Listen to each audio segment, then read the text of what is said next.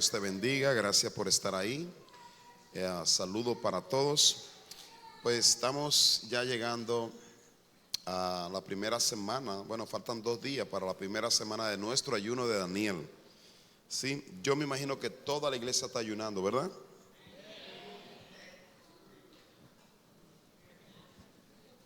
Todavía le veo aquí el de la cochinita, ¿verdad?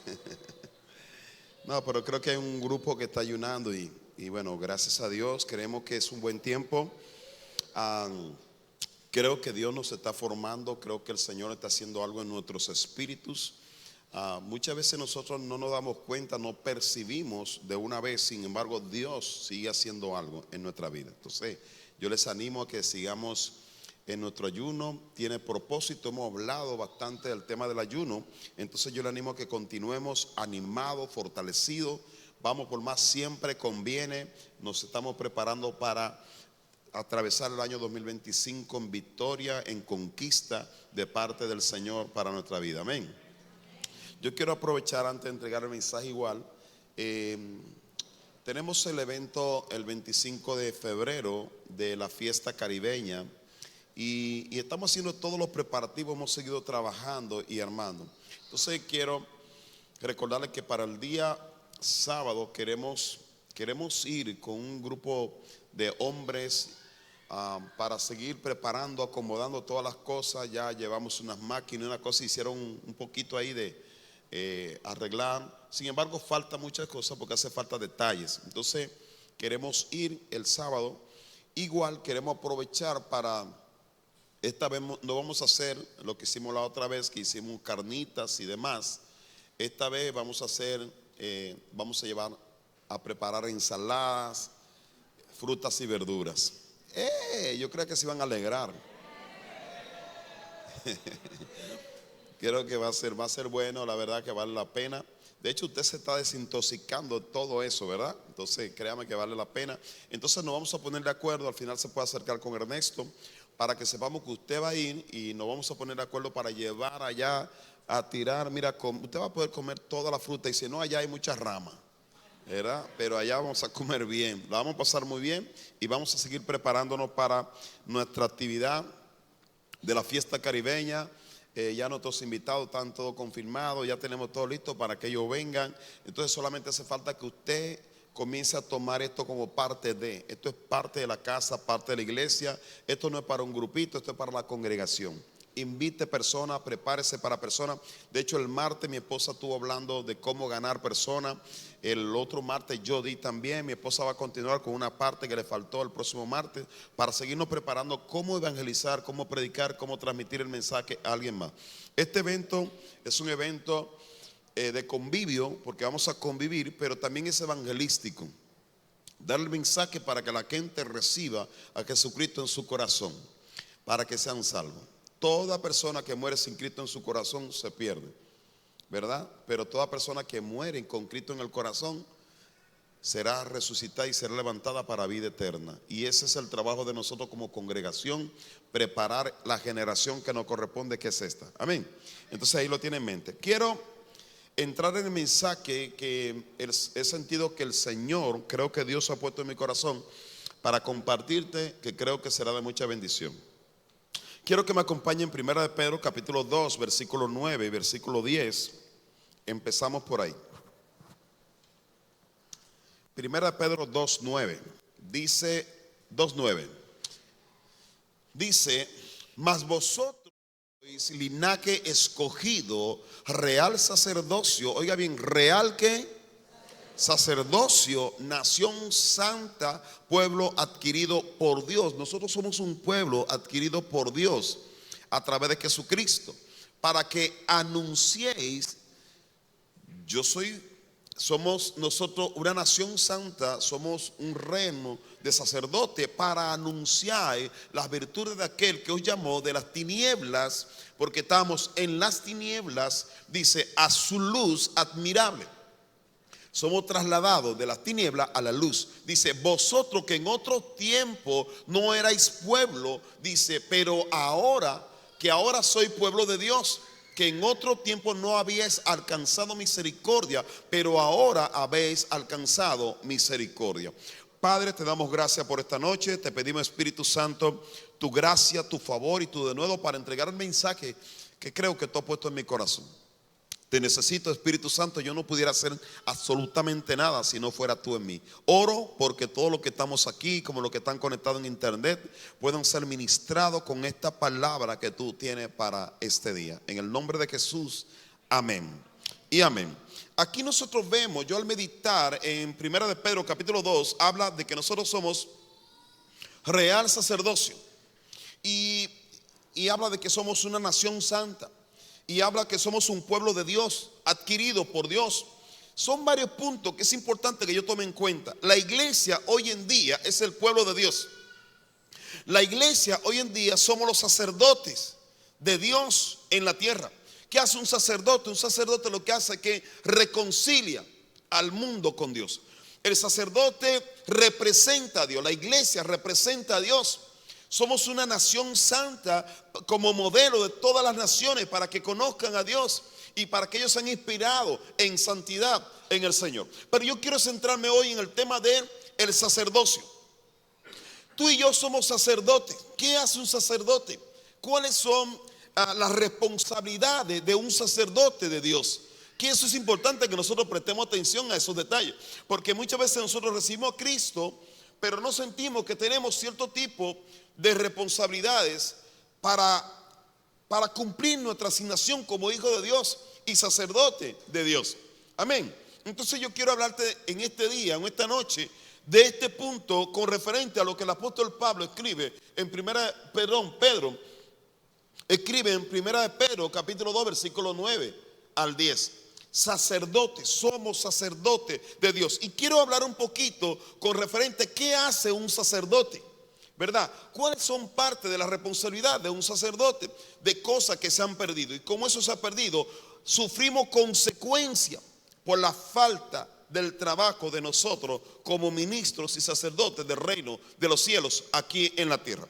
En Levítico capítulo 6 versículo 8, quiero que me acompañes, por favor. Dice Levítico 6, 8, dice: habló aún Jehová a Moisés diciendo, manda a Aarón y a sus hijos, versículo 8 por favor. Habló aún Jehová a Moisés diciendo, está bien, versículo 9, está bien. Manda a Aarón y a sus hijos, que Aarón era el sumo sacerdote y sus hijos eran sacerdotes, dice, y diles, esta es la ley del holocausto. El holocausto estará ¿sobre qué?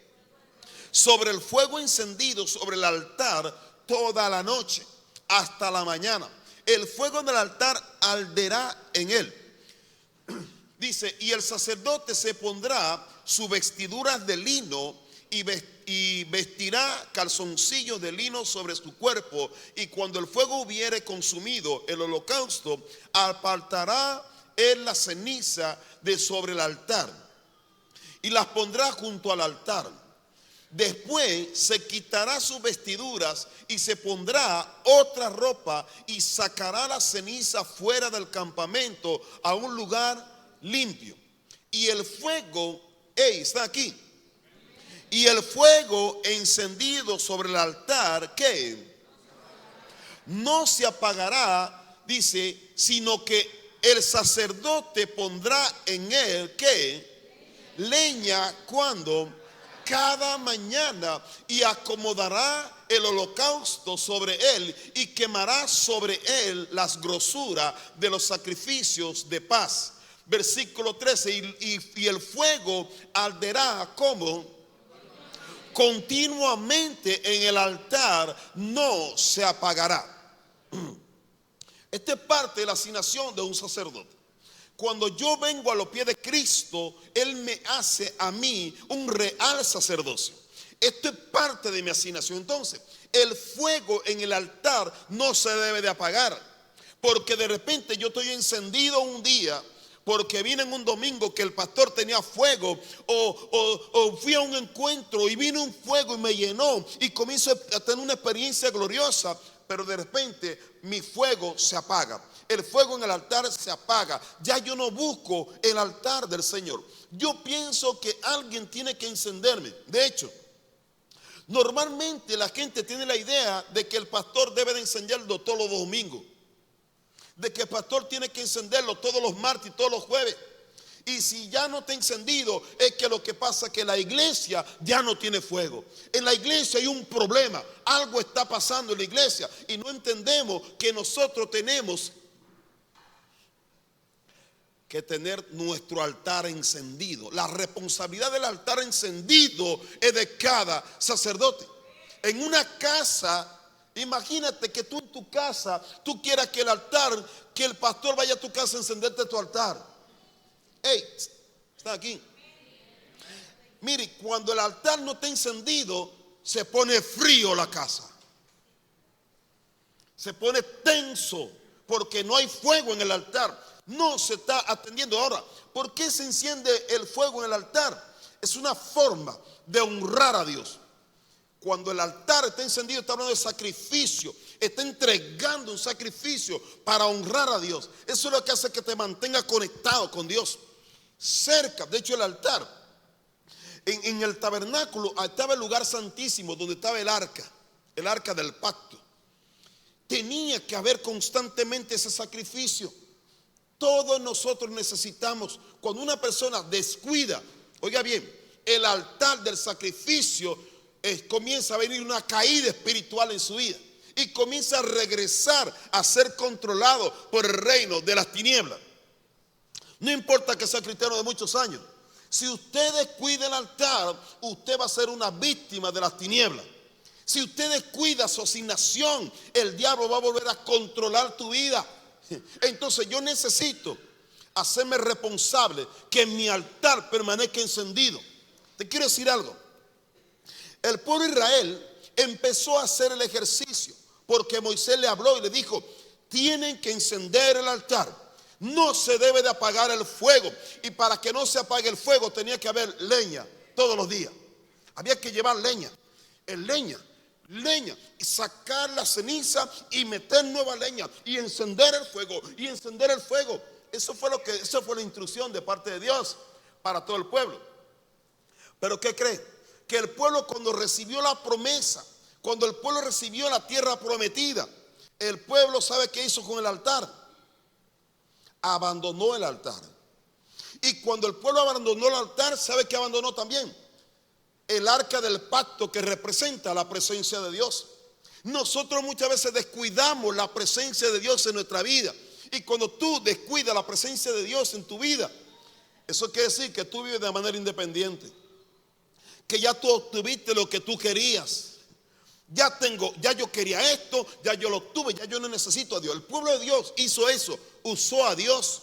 Nosotros muchas veces usamos a Dios porque no entendemos que somos sacerdotes para mantener el altar encendido. Es una responsabilidad. Si usted no mantiene el altar encendido, podemos hablar aquí en confianza.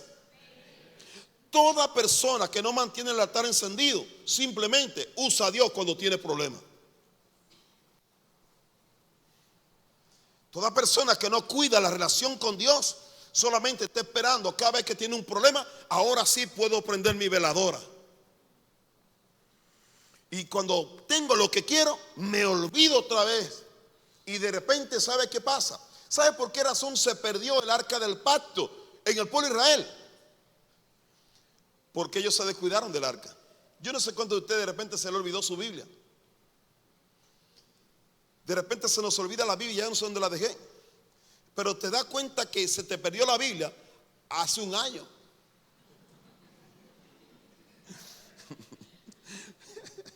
Hace un año y mi Biblia, yo hace mucho tiempo que no veo mi Biblia. Oye, ¿y dónde fue que la dejé? Yo me acuerdo que cuando yo fui a la iglesia, yo no sé si la llevé o no la llevé, pero yo me acuerdo que yo llevé esa Biblia y de repente no aparece la Biblia, se te pierde la Biblia. Hay cosas que se pierden, pero te voy a decir una cosa, hay una cosa que no se debe de perder, que es la presencia de Dios. El altar no se debe de perder. El altar no se puede descuidar. De hecho, en la historia de Elías, ¿sabe? Con el rey Acab, ¿sabe por qué razón vino problema en todo el pueblo? Que vino una sequía, que que la gente se estaba muriendo de hambre, porque los animales, no había alimento, no había nada, porque todos comenzaron a idolatrar, porque el que descuida el altar del sacrificio busca a otros dioses. Oiga bien esto, cuando usted descuida el altar del sacrificio, el lugar, buscamos otro altar diferente, que no tenga que haber fuego constante. Andamos buscando a ver qué me piden menos. A ver, que yo no tenga que sacrificar mi toro que tengo un año aquí engordándolo. A ver qué yo puedo hacer. Y sustituimos. El pueblo de Israel hizo eso. ¿Y sabe qué tuvo que hacer el Señor para restaurar? El profeta tuvo que buscar y armar otra vez el altar con las 12 piedras. Y comenzar a preparar el altar y comenzar a poner en el altar cosas que honraran y que glorificaran a Dios, que identificara a Dios como el Dios Todopoderoso. Nosotros necesitamos restaurar el altar. En una ocasión, quiero que vaya conmigo en Segunda de Reyes, segundo libro de Reyes 22, del 1 al 2. Después, oiga bien, antes de leer ahí, después del reinado del hijo de David, Salomón, quien construyó el templo, la nación de Israel se dividió en dos reinos.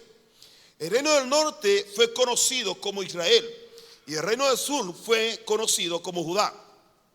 A pesar de que ambas naciones continuaron con la idolatría, los del norte abandonaron a Dios más frecuentemente y fueron destruidos en el año 722 antes de Cristo por los asirios. Los del sur fueron bendecidos debido a que algunos reyes estuvieron dedicados a Dios y le siguieron. Por ejemplo, es donde quiero meterme ahora, en segundo libro de Reyes, capítulo 22, versículo 1. Quiero que vea este ejemplo. Dice, cuando Josías comenzó a reinar, era, ¿cuánto? 8 años. Y reinó en Jerusalén 31 años. El nombre de su madre fue Jedida, hija de Adaía de Bosca. Versículo 2. E hizo ¿qué? E hizo este niño de 8 años lo recto ante los ojos de Jehová, y anduvo en todo el camino de David su padre, sin apartarse a derecha ni a la izquierda. Usted se imagina un niño de 8 años reinando a una de las naciones más poderosas. 8 años. Una pregunta, ¿cuántos años tienes? 8 años. Ahorita le dije a mi nieta, ¿qué cree? Mira, voy a predicar de esto. Un niño tenía 8 años y fue el rey de Israel. Dijo, ¿es poquito? Le digo, sí. Ya tú vas a cumplir 7. Con un año más, imagínate reinando. Y se queda así. Digo, así es. 8 años tenía este niño, pero ya este niño tenía temor en el corazón. Ese niño ya tenía, pero sus padres, su abuelo, hicieron lo malo. De hecho, permitieron que en Israel dice que se extraviaran todo. Los lugares altos comenzaron a ofrecer sacrificio a otros dioses. Los lugares altos que le pertenecían a Dios, donde habían altares para adorar y glorificar el nombre de Dios, ahí pusieron a los ídolos falsos. Todos los ídolos que fueron ellos tomando, comenzaron a colocarlo en esos lugares y comenzaron a profanar el templo. Oiga bien, incluso el templo que Salomón levantó fue destruido porque el pueblo ya no atendía el templo. Se corrompió el templo que Salomón edificó. La corrupción que estaba afuera se metió dentro. La gente entonces ya no se ocupaba por adorar a Dios de la manera correcta. Se ocupaban de otras cosas, tenían otras ideas, se congregaban para otras cosas, estaban todo corrompido. Es decir, las tinieblas de afuera se metieron dentro de los templos. Todo se corrompió y Dios tuvo que juzgar y permitió que fuera destruido el templo que Salomón levantó para gloria y para honra de Dios, porque ya no estaba cumpliendo su función. No porque no funcionaba el templo, sino los que atendían el templo, los sacerdotes, el pueblo que tenía que honrar a Dios, dejó de honrar a Dios, dejó de atender a Dios, Ya Dios no era importante para ellos. Ya ellos habían obtenido lo que ellos querían. Se olvidaron. Y por eso dice, bueno, si a usted no le funciona, entonces voy a mandar Babilonia y otros países que vinieran y saquen todo y lo destruyan todo. Porque ellos no honraban la presencia del Señor. Ellos se olvidaron, ya ellos no llevaban sacrificio. Ellos no pensaban que ya no era necesario llevarle los sacrificios a Dios, ni presentarse en la presencia de Dios. Te quiero hacer una pregunta. ¿Tú crees que cosas parecidas a esta puede estar ocurriendo hoy en día?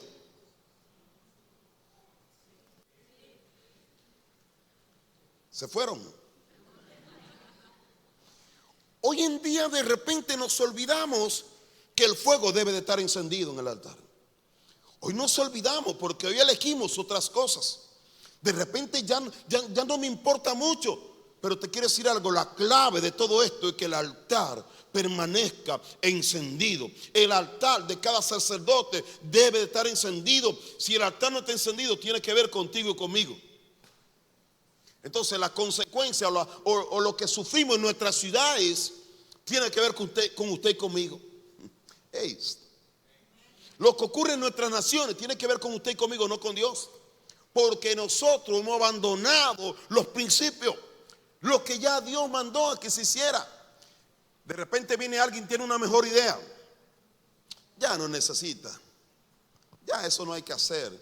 Ya, y no estoy hablando de tema de legalismo, porque yo creo que hay muchas cosas que han ido, pero Dios no puede ser removido de su lugar.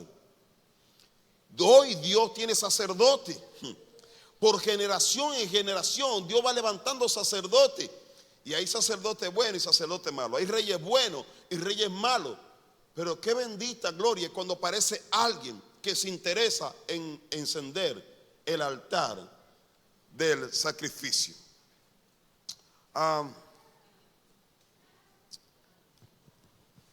Es cierto que podemos recibir lecciones muy importantes por medio de una investigación de la vida de un rey que fue bendecido por Dios en esta manera. Recordamos lo que el apóstol Pedro dijo con respecto de la responsabilidad de los creyentes en Cristo. La promesa de ser reyes y sacerdotes. Nuestro comportamiento de la nueva vida en Cristo debería de ser examinando mientras escudriñamos la vida de un hombre quien no se apartó a derecha ni a la izquierda. Yo necesito ver cuáles son esos ejemplos de esos hombres y mujeres que se mantuvieron firmes. Yo necesito ver cómo ellos practicaron su vida, que la Biblia lo reconoce como alguien que se mantuvo sobrio espiritualmente para honrar al Dios que lo colocó. Porque quien colocó a Josías fue el Señor. Quien te ha dado salvación es el Señor. Quien te ha dado una nueva vida es Dios. Yo no me puedo olvidar del Dios que me da la nueva vida. Yo no me puedo dar el lujo de no glorificar su nombre ni de buscarlo cuando Él fue el que me dio salvación. Imagínate que yo le dé la espalda al que me ha dado vida y salvación eterna. Es tremendo. Segundo libro de Reyes 22:3. Versículo 3. A los 18 años del rey Josías, envió el rey Safán, hijo de Azalía, hijo de Mesulam, escriba a la casa de Jehová, diciendo: ve al sumo sacerdote Hilcía y dile que recoja el dinero que ha traído de la casa de Jehová. Dice que han recogido del pueblo de los guardianes de la puerta, y que lo pongan en manos de los que hacen la obra, que tienen a su cargo el arreglo de la casa de Jehová. Aquí estamos mirando que Josías comienza una reforma en Israel. El templo estaba destruido, todo estaba arruinado, y él comienza a mandar a hacer a reestructurar, a reconstruir el templo que estaba arruinado y que estaba en el piso. Dice: y que lo pongan en manos de los que hacen la obra, que tienen a su cargo el arreglo de la casa de Jehová, y que lo entreguen a los que hacen la obra de la casa de Jehová para reparar ¿qué? Las grietas de la casa. Dice, a los carpinteros, maestros, albañiles, para comprar madera y piedra de cantería para reparar la casa de Jehová. Dice, y que no se le tome en cuenta del dinero cuyo manejo se les confiare, porque ellos proceden con honradez. Entonces dijo el sumo sacerdote Hilcías al escriba Safán: he hallado el libro, oiga bien, he hallado el libro de la ley de la casa de Jehová. E Hilcías dio el libro a Safán y lo leyó. Y viniendo luego el escriba Safán al rey, dio cuenta al rey y dijo: tus siervos han escogido o recogido el dinero que se halló en el templo y lo han entregado en poder de los que hacen la obra, que tienen a su cargo el arreglo de la casa de Jehová. Asimismo, el escriba Safán declaró al rey diciendo: el sacerdote Hilcías me ha dado un libro. Y lo leyó Safán delante del rey. Aquí empieza el asunto. Y cuando el rey hubo oído las palabras del libro de la ley, rasgó sus vestidos. Seguimos. Luego el rey dio orden al sacerdote Hilcías. Dice, a Ahicam, hijo de Safán, a Adbor, hijo de Micaías, al escriba Safán y a Azarías, siervo del rey, diciendo, oiga bien, y preguntá a Jehová por mí y por el pueblo y por todo Judá acerca de las palabras de este libro que se ha hallado, porque grande es ¿qué? La ira de Jehová que se ha encendido contra nosotros. Ahí nos paramos un momento. El libro, los rollos que era que existían en aquellos tiempos, los rollos andaban rodando. Mientras hacían la reconstrucción, encontraron el rollo. Y cuando encontraron el rollo, comenzaron a leer y se cree, algunos eruditos creen, que leyó Deuteronomio capítulo 28, 29, 30. El Señor confrontándolo, hablando fuertemente. Y cuando él vio eso, se dio cuenta que la ira de Dios estaba sobre todo el pueblo. Y él se dio cuenta que él era responsable, porque él era el rey. Él era el rey. Él se dio cuenta que tenía que traer un avivamiento, que tenía que enderezar al pueblo. Y sabe lo que hizo, y quiero parafrasear por cuestión de tiempo. ¿Sabe qué? Mandó, dice, había una profeta, Hulda, y dice, vayan con ella a ver la interpretación de todo esto. Y que Hulda la agarró y le dijo, ¿sabe qué? El Señor sí está molesto. Y el Señor manda, y comenzó a hablar y a profetizar, y todos comenzaron a alinearse. Cuando comenzaron a abrir el libro, comenzaron a predicar el libro, todos se convulguieron de corazón, comenzaron a humillarse ante la presencia de Dios, porque Dios lo iba a destruir por completo. Se dieron cuenta que Dios estaba a punto de acabarlo con todo. Y dice que el Señor agarró y tuvo misericordia por causa de este hombre. Dice que se subió a los lugares altos y derrumbó los altares. Todos los dioses que tenían lo fue arruinando todo. Incluso sacó los huesos de algunos que habían muerto, que lo habían puesto en esos altares. Lo sacó todo de ahí y comenzó, ¿sabe qué comenzó a hacer? A levantar el altar del sacrificio. Comenzó a encender el fuego. Está aquí. Comenzó a levantar el altar. Un altar sin fuego y sin sacrificio no es un altar. Nosotros de repente podemos levantar un altar y podemos poner aromas. Ay, qué lindo mi altar, y bien romántico. Y se dice, no, yo quiero que tú mueras aquí. Yo quiero que tú pases por aquí, por el sacrificio. ¿Qué me entrega? En el altar tú no entregas lo que tú quieres. En el altar tú entregas lo que Dios te pide. Por eso Dios le pidió a Abraham, le pidió a Isaac, le dijo, entrégame Isaac, sacrifícalo. Dale cuello, entrégamelo. Dios te va a pedir cosas que te agradan. Dios te va a pedir cosas que tú, hay mucha gente que no está dispuesta. Emma, mira, hay gente que no levanta el altar, ¿sabe por qué? Porque no quiere entregar cosas que aman. Cosas que han ocupado el lugar de Dios, no se lo quieren entregar. Y Dios dice, levanta el altar, pero tú me vas a entregar lo que yo te pida, no lo que tú quieras. Nosotros normalmente queremos tener una relación con Dios y nosotros ponemos los términos, pero tú y yo no ponemos los términos, Él pone los términos. Él fue el que dio la instrucción en Levítico, cuando Él dijo que el altar no se apague, que se mantengan, metan leña al altar, metan el sacrificio al altar. Una iglesia que no está dispuesta a ofrecer sacrificio, está aquí, solamente está viviendo una religiosidad, una mentira. ¿Podemos hablar aquí en confianza? Vivimos un cristianismo de hipocresía. Con Dios nos hacemos hipócritas porque no le damos a Dios lo que Dios nos pide, le damos lo que queremos y aparentamos que le estamos dando todo a Dios, y es mentira. Dios quiere terminar con eso. ¿Sabe por qué? Porque Cristo viene pronto. Cristo viene pronto y usted y yo tenemos que estar preparados, que cuando Él venga encuentre el altar encendido, porque se le encomienda que el altar se mantenga encendido de lo que Él quiere. Oiga bien, cuando en el altar usted pone un sacrificio que a Dios no le agrada, ¿sabe cómo se llama eso? Fuego extraño. Cuando usted pone en el altar lo que a Dios le agrada, es un olor fragante para Dios. Mueve el cielo el sacrificio agradable para Dios. Mueve el cielo, todo se mueve. Pero cuando usted comienza a entregarle a Dios ahí lo que usted quiere, eso se llama hechicería, brujería. ¿Sabe qué? Tenemos que hablar las cosas como son. En la iglesia se ha metido la hechicería y la brujería. Todo pura apariencia. Dios no quiere eso. Tenemos un Dios que es real. Un Dios que tendremos que vernos cara a cara con Él. ¿Te imaginas que cuando Él venga Él te agarre y te suelte el rampimazo? Dios quiere prepararte. Dios me quiere preparar. Y Dios quiere que su gloria sea vista. Porque mientras tú estás levantando un altar, la gloria de Dios será vista. Cuando hay un altar aceptable para Dios, habrá una manifestación de Dios. Habrá gloria de Dios. Habrá un mover de Dios.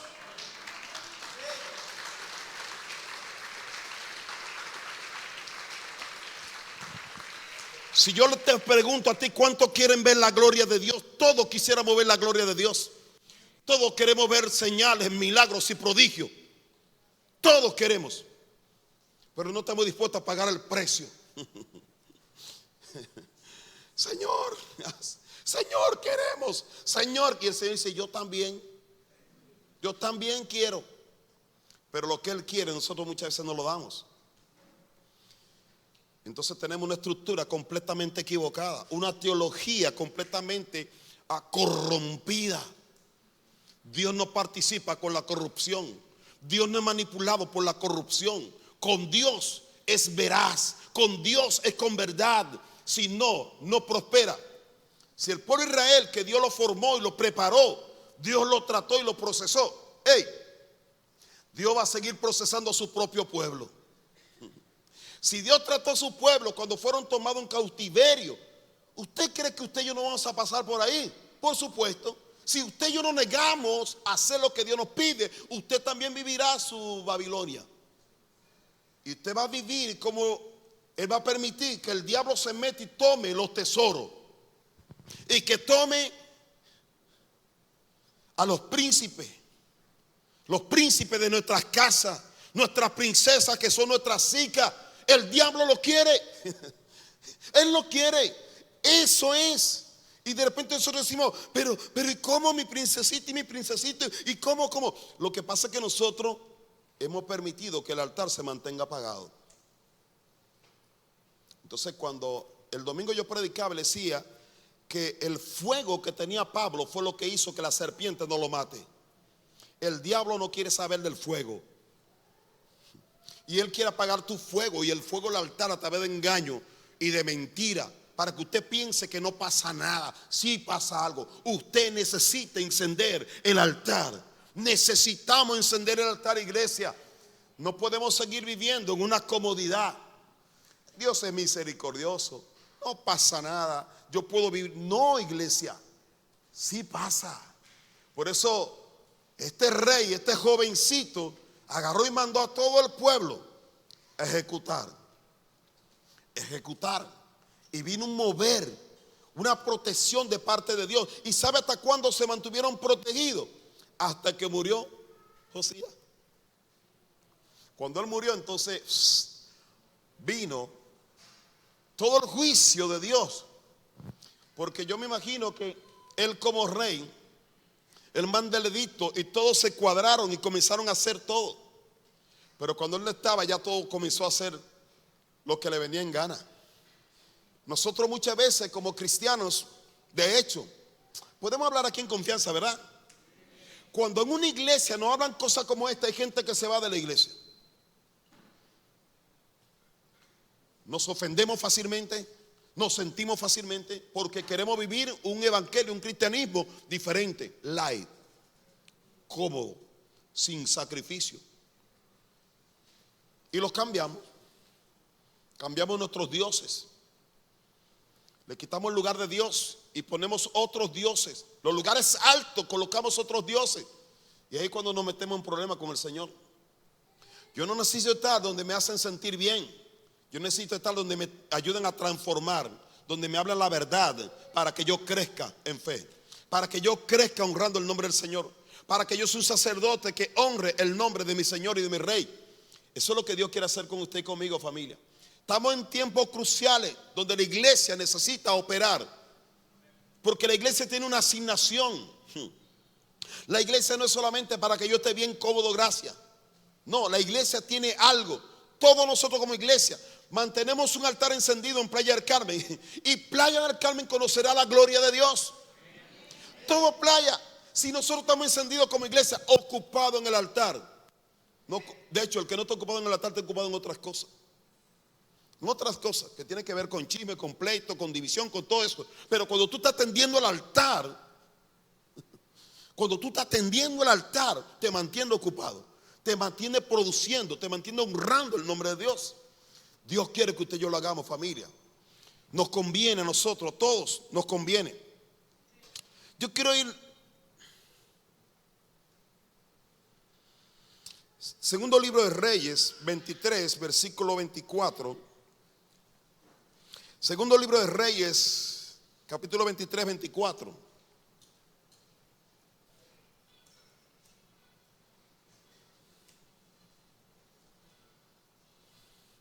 Dice: asimismo barrió Josías a los encantadores, adivinos y terafines y todas las abominaciones que se veían en la tierra de Judá y en Jerusalén. Dice, para cumplir ¿qué? Para cumplir la palabra de la ley que estaban escritas en el libro que el sacerdote Hilcías había hallado en la casa de Jehová.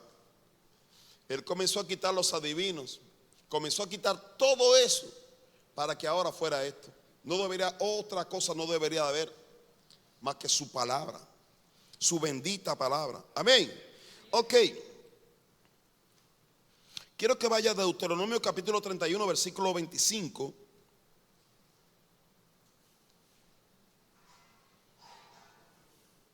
Deuteronomio 31, 25.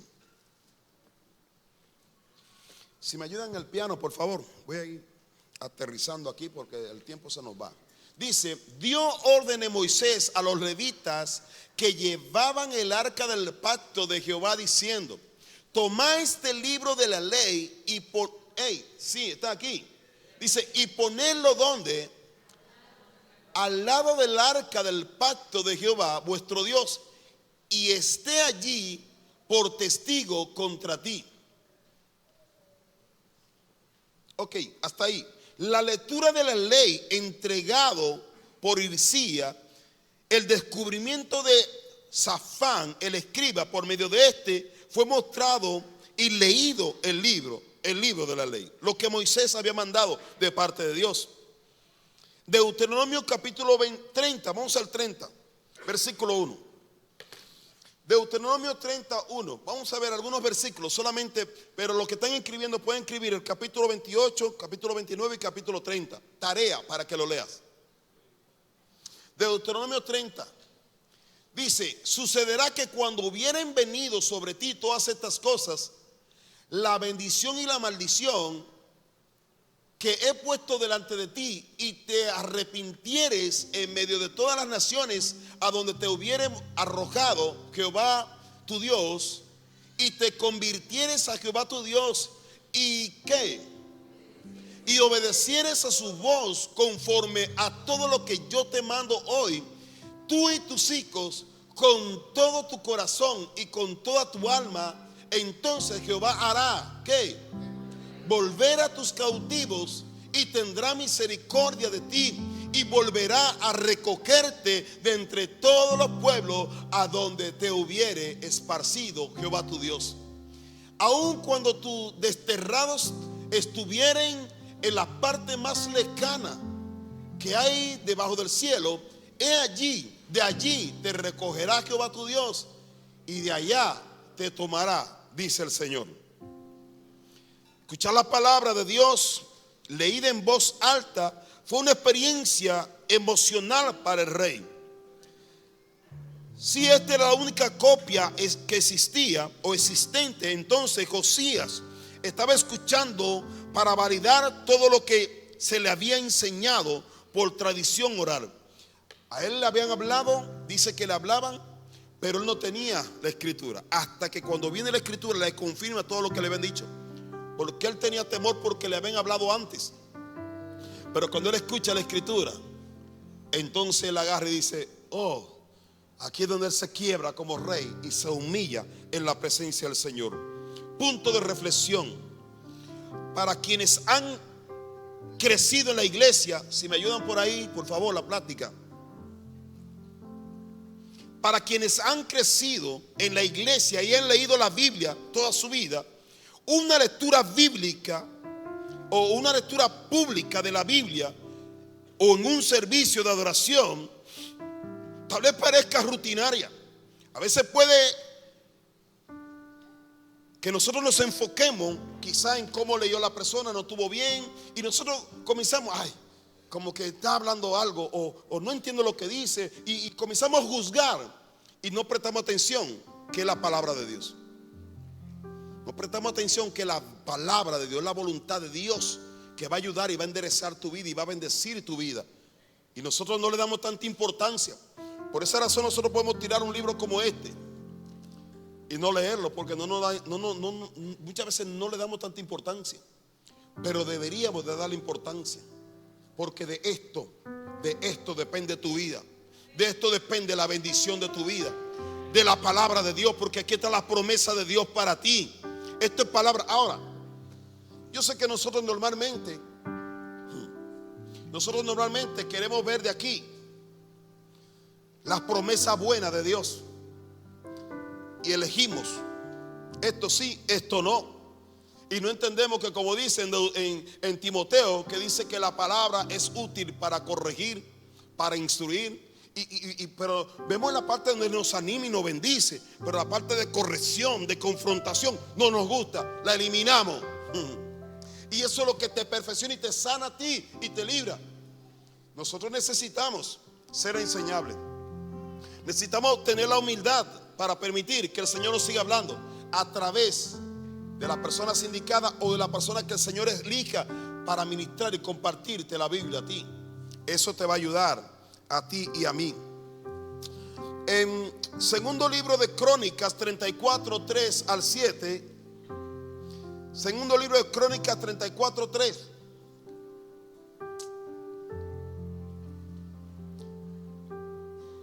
A los 8 años de su reinado, siendo aún muchacho, comenzó a buscar a Dios, al Dios de David su padre. Y a los 12 años comenzó a limpiar a Judá y a Jerusalén de los lugares altos, imágenes de acera, esculturas e imágenes fundidas. Y derribaron delante de él los altares de los Baales e hizo pedazos las imágenes del sol que estaban puestas encima.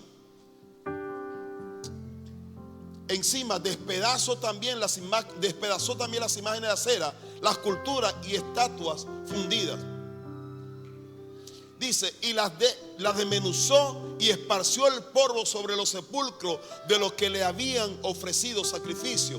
Quemó además los huesos de los sacerdotes sobre sus altares y limpió a Judá y a Jerusalén. Lo mismo hizo en las ciudades de Manasés, Efraín, Simeón y hasta Neftalí, y en los lugares asolados alrededor. Y cuando hubo derribado los altares y las imágenes de acera, y quebrado y desmenuzado las esculturas, y destruido todos los ídolos por toda la tierra de Israel, volvió a Jerusalén. Ahora, versículo, segundo libro de Crónica 35, 1 al 3. Josías celebró la Pascua a Jehová en Jerusalén. La Pascua es una de las fiestas más importantes del pueblo judío de Israel. Dice: Josías celebró la Pascua a Jehová en Jerusalén, y sacrificaron la Pascua a los 14 días del mes primero. Puso también a los sacerdotes en sus oficios y los confirmó en el ministerio de la casa de Jehová. Y dijo a los levitas que enseñaban a todo Israel y que estaban dedicados a Jehová: poned el arca santa en la casa que edificó Salomón, hijo de David, rey de Israel. Es impresionante si usted se pone a pensar y a meditar cómo habrá sido esa gran fiesta después de tantos años que los padres no reconocían a Dios, que los padres eran idólatras. Este niño comenzó a regresar al pueblo para que fuera bendecido. Mientras yo meditaba en este tema, yo pensaba en mis padres, mis abuelos, lo que me enseñaron. Mis padres y mis abuelos, ellos no conocían todos estos principios bíblicos. ¿Y sabe qué me enseñaron? Me enseñaron también a que yo fuera idólatra. Yo era un idólatra. Mi fe no estaba puesta como hoy en Dios, hasta que Cristo vino un día a mi vida y comenzó a derrumbar toda mi teología y toda mi idea, y comencé a conocer al Dios Todopoderoso, al Dios que se predica aquí en la Biblia, y comenzó a cambiar el contexto y comenzó a restaurar cosas en mi vida el Señor. Y hoy me atrevo a predicar de esto porque he visto la gloria de Dios, porque he visto cómo Dios se ha levantado, y creo que fue lo que pasó con este muchacho, con este rey. Él vio otras cosas, pero cuando él tuvo la revelación, él comenzó a hacer lo que tenía que hacer para cambiar la condición. Yo no sé cómo tú estás, yo no sé cómo ha estado tu familia, yo no sé, pero te quiero decir algo. Por alguna razón esta noche Dios te ha estado hablando. Dios quiere que tú te prepares para que celebre la Pascua, en el sentido de que la Pascua es un sacrificio, es un altar que se levanta para Dios. De hecho, en la Pascua se celebró el sacrificio del Cordero. Jesucristo fue sacrificado para la fiesta de la Pascua. Ese Cordero es un tipo de Cristo. Cristo viene y Cristo encendió el altar. Él murió en el altar del sacrificio. Entonces Dios quiere que tú y yo podamos comenzar a partir de esta noche a comenzar a levantar un altar. Este ayuno que estamos haciendo es una buena oportunidad para que tú dediques tiempo de oración y de búsqueda en el Señor. Que tú te puedas encerrar en una búsqueda hasta que el Señor se manifieste en tu vida. Que tú conozcas un poco más profundo al Señor que te salvó, al Dios que te bendijo, al Dios que te dio vida eterna, al Dios que tiene un plan contigo, el Dios que te formó. Es importante que tú te metas y que podamos entrar en este sacrificio.